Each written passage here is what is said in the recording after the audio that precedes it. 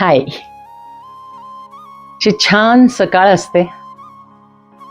अंगण हा त्या घराचा आरसा असतो, त्या गृहिणीचा वारसा असतो. तिच्या घरातल्या तिच्या अस्तित्वाच्या पावित्र्याचं ते दर्शन असतं, बरोबर. त्या अंगणामध्ये सकाळी सूर्यप्रकाशामध्ये सड्याचं असं जेव्हा अर्घ्य पडतं तेव्हा एक छोटीशीच गोड गोष्ट होते. सांगू?